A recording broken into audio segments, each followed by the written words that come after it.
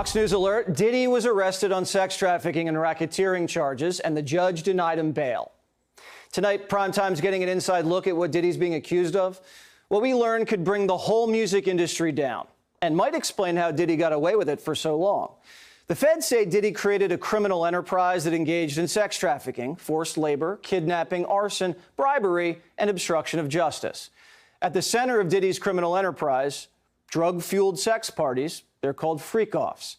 Diddy lured women into his world and then manipulated them to participate in highly orchestrated sex acts with male prostitutes while Diddy watched and pleasured himself.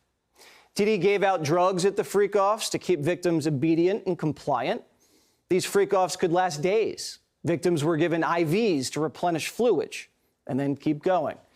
Diddy was known for throwing star-studded parties, but we don't really know who came to the freak-offs. We do know if you didn't freak off with Diddy, there were consequences. Diddy would threaten to kill your career, or worse. If you didn't do what Diddy wanted, he got violent, punching, kicking, and dragging women by their hair. Diddy had complete control over his freak-off victims. He had control of their housing money. He even tracked their location. And Diddy filmed the freak-offs, so he had the video for blackmail. Diddy's freak-offs have been going on for 15 years.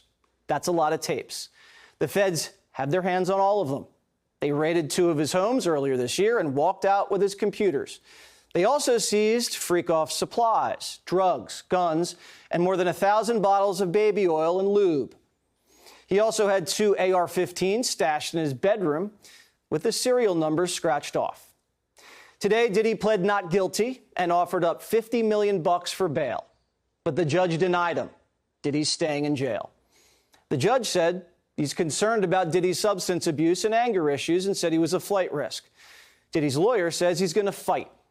We're going to fight this case with everything we have, as is he, and eventually he's going to be shown to be innocent. And so tomorrow we fight again, and we'll fight every day until we don't have to fight anymore. Diddy had a lot of pull in Hollywood and Washington. Remember, Diddy was a Democrat community organizer for years, running the Vote or Die movement. Diddy's freak-offs were an open secret for insiders. Everybody knew about him. Nobody tried to stop him. This is a lot bigger than Diddy. You can't get away with 15 years of freak-offs without a little help. Did other music moguls get in on Diddy's action? Diddy's the one taking the hit. But this is just the tip of the iceberg. If Diddy flips, he could take the whole music industry down with him. Chris Hansen's the host of Takedown with Chris Hansen on True Blue, and Jaco Booyens is an anti-human trafficking advocate and founder of Jaco Booyens Ministries. Jaco, we'll start with you. You predicted this was going to go down this way. What do you think's next? Yeah, Lady Justice needs to deliver, Jesse, and thank you for having me on. Those names of the record label executives now need to be mentioned.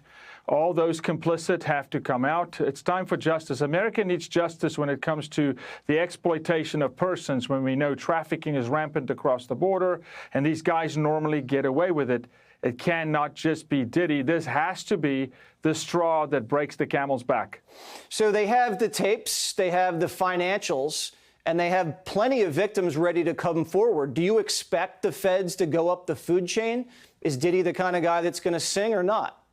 Look, everything he's done is literally by definition human trafficking, sex trafficking, extortion. So I think what should happen here and what will happen is they're going to throw the book at him, potentially offer him a deal.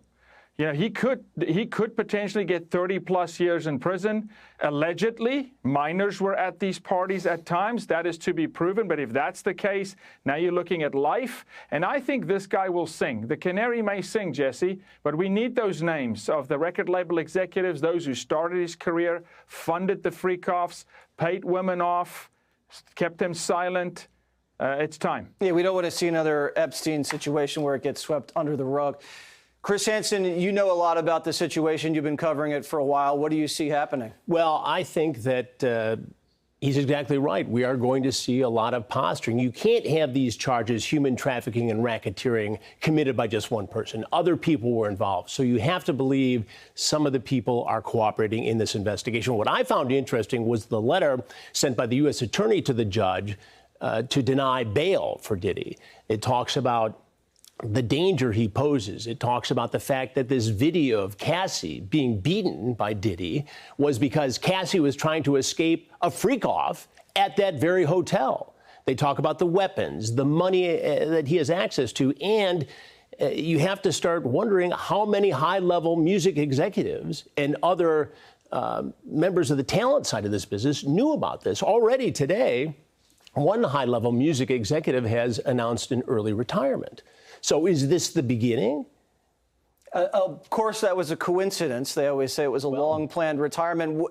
When you see the serial numbers on a rifle obliterated, and those rifles are in your bedroom, what does that tell you? It's a criminal enterprise. Look, there's only one reason why you drill out numbers. There's only one reason why you have a drum magazine that carries 59 rounds of .223 high-powered ammunition.